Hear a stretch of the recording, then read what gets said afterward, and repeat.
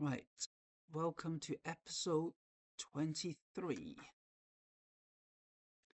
So in this one, we have a transformer. So this week I have recently done this, but the only thing they haven't given you is the output supply, because you are asked to find how many turns do you need to be. Well, if you haven't seen this question before, basically this is a transformer. Okay, all you have to do is wrap some coil one side and then a few more coils on the other side. You can actually convert voltages up or down. So if you wrap less coil on the right hand side, called the secondary, you are actually stepping down the voltage. So I can see that I will expect my answer, my output supply should be lower. And in this case, my output supply is a peak voltage, V peak, of 34 volt. But be careful, when we talk about 230 volt, 110 volt on the socket, we are talking about voltage RMS. So what you will need to do first for 1 mark is to convert your V peak into VRMS. Now, why are we doing all this? It's because to find the number of coils, we are using this formula. Yes, so we know the number of turns in the coil in this primary. We know the voltage at the primary. We don't know. We want to find the number of turns in the secondary, which is N2, but we need another variable known, which is the output voltage. That is why the first goal, your step one, is to actually find V2 first. Okay, so let's go to my formula sheets, and I can see that I have a formula being given. So I'm going to take that. In fact, I'm going to take this again because I did this week. I forgot to take my formula. Now, in terms of RMS and peak, I mean, I didn't revise, so is there a formula at all? The answer is yes, there is. If I recall, I remember seeing, oh, maybe I've gone past it, haven't I? I think it's in the AC sections. Yeah, there we go.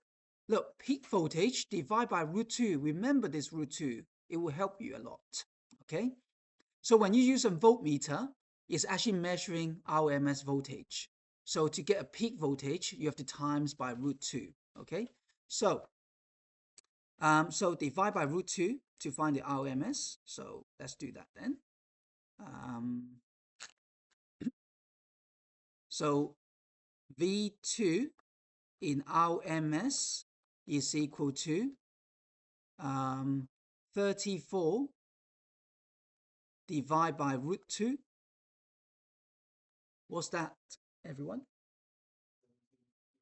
17 root 2 volt. Okay. Step 2. Now I will do the substitution, and that's it.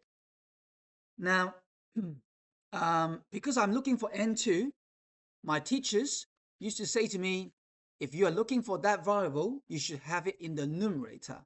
So I'm going to flip this fractions upside down. So therefore, N2 is equal to V2 over V1 times N1, because you have to multiply to get rid of N1 in the denominator. You multiply by N1 on this side, you must multiply N1 on the other side. So N1 and N1 cancel out, leaving you with a subject, N2. So now we put in the numbers. So V2 is 17 root 2. V1 is 110 multiplied by the number of turns, which is 750 turns. And what is the value for that? What is my expectation? It's got to be bigger or less? Less, which is 63 turns. Exactly. Okay. So wait. So because it's number of turns, so we have to say, so therefore it's 63 turns. It doesn't make up the enough for 64 turns. Okay. All right. Anything else? Any question? Brilliant. Oh, sorry. 163. So, okay, good. When you talk about turning, like revolution of a wheel, it doesn't make it. So therefore, you go back. So this is like an engineering context. Okay. Rounding up is only to produce a generic answer to a problem that has no context. Okay. So now I'm sure people, if they do that, depending on the 6 marks, they might say they were set. Okay. All right. Okay, that's it.